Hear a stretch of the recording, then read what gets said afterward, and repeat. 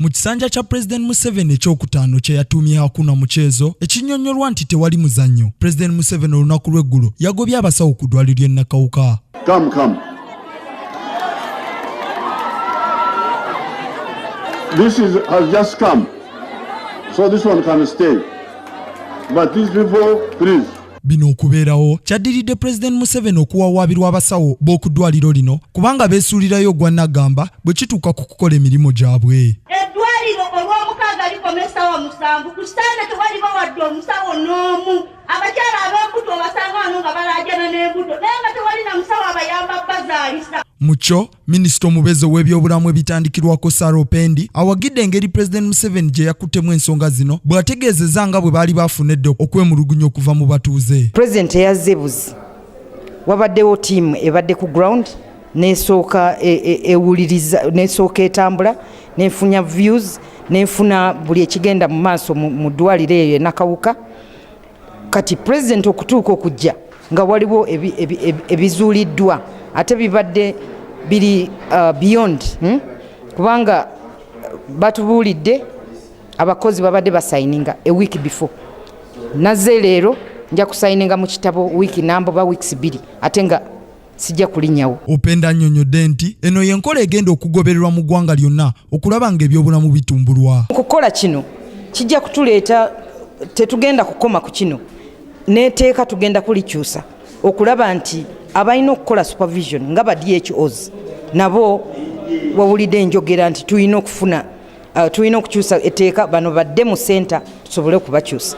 Naye President yakoze kirungi nnyo era tukiwagira era bwe tugenda okukola mu kisanja kino. Mu ngeri y'emu omubaka akikiirira abakozi mu Parliament Dr. Lyomoki awagidde engeri omukulembeze w'eggwanga gy'akuttemu ensonga z'eddwaaliro ly'e Nakawuka kyagambye nti alipoota zibadde zisusse ku basawo abeeyisa mu ngeri eno. Waliwo ekizibu kye tulabye mu malwaliro nti oluusi abasawo nabo babaddemu n'ebisiko behavior which we cannot accept nga ffe abakulembereza. So kinalabye nti abakozi balina ekizibu kati tulina okuba mindset change kyendabamu.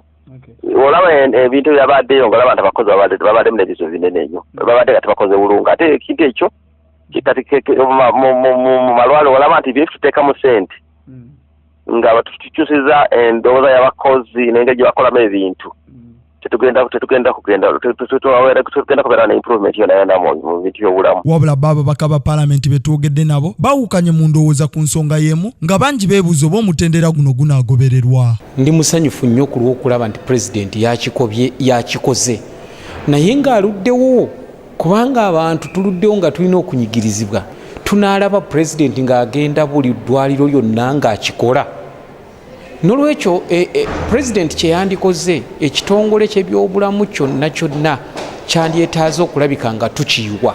Bya President kuvaayo nga ali kulaale n'alangirira ngu nkugobye ebyo tebikola ate nawe akimanyi bulungi mu constitution y'eggwanga egamba ngu public servant tebajja kumutulugunya okukutulugunya public servant n'ekirala gwe kugenda kumugoba yasinziddewa kugenda kubagoba yasinziddewa ku by'abantu bye bayogedde bagamba bo public servants mulina okubawa nabo a fair hearing.